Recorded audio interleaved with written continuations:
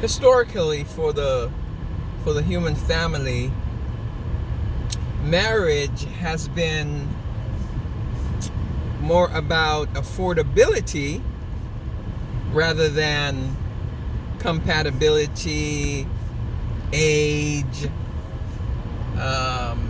all that other stuff that we mistakenly use today to quantify marriage decisions.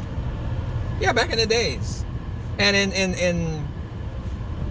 in many parts of the world today, that tradition still exists. It's more about affordability than anything else. 10 cows, a goat, whatever. And some of you might scoff at it and say, man, that's ridiculous. Today it's all about choice. Back then it was, a marriage was an agreement between families. And more often than not, the bride and the groom didn't really have a say. Now again, you might scoff at it, but I say, look at the results. Today, the divorce rate is higher than the marriage rate. So there's something inherently wrong. There's something that people are doing today that is wrong. And just like Jesus, when they came to Jesus and was talking to Jesus about marriage, Jesus said, in the beginning, God made one man, one woman, and said to the death, depart. Jesus went back to the beginning. And I know in modern times we're so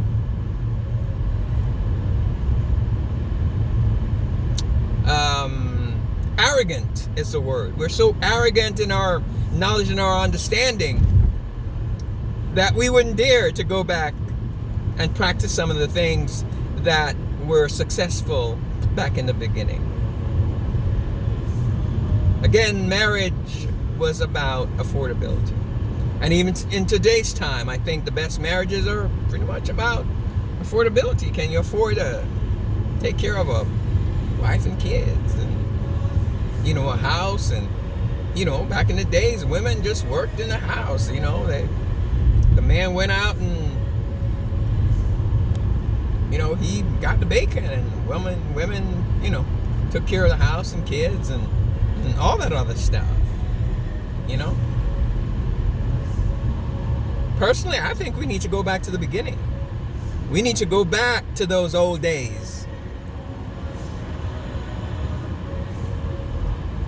Because this compatibility and you look good and I look good and we like each other and this and that and whatever, it's a fail.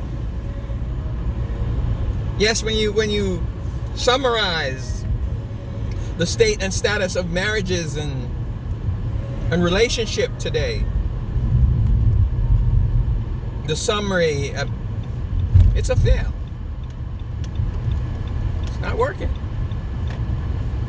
Because we're bringing in and we're using factors and criteria based on feelings and affections and emotions and everything else but sense. And so women in particular, they end up selling themselves short. I would almost bet that's where that saying come from, the fact that marriage was all about affordability, and your family is not going to sell you short. A man had to pay a high price for a bride, and so he would cherish that, because it's a very high investment. It's like you buy a Rolls Royce, you don't go drag racing with that baby. No, it's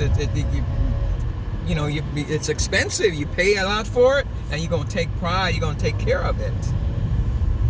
And I think that's one of the factors that is adding to the demise of marriages today. It's so easy to get into. just like each other, and we just go to the JP. Amen. There's no value. And so we people end up not valuing each other, or placing such a low value on each other because it's free. It didn't cost them nothing. Let's go back. I think we need to go back to the basics.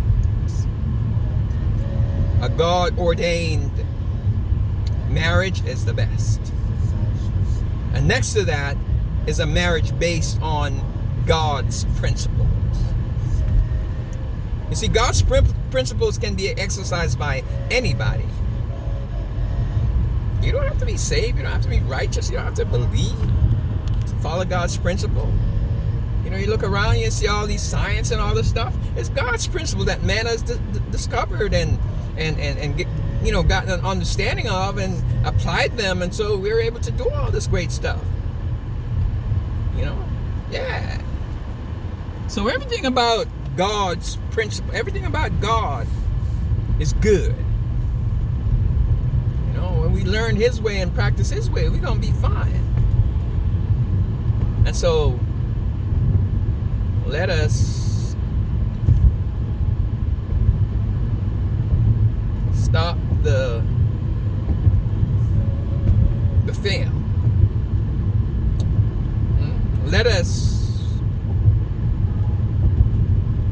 tell our young folks to go back to the Bible. Go back to the basic. Go back to the principles. If you want to be successful in life, if you want to be successful in your marriages, you've got to go back to the basic. You've got to go back to the principles. You've got to go back to God's way. Bless up.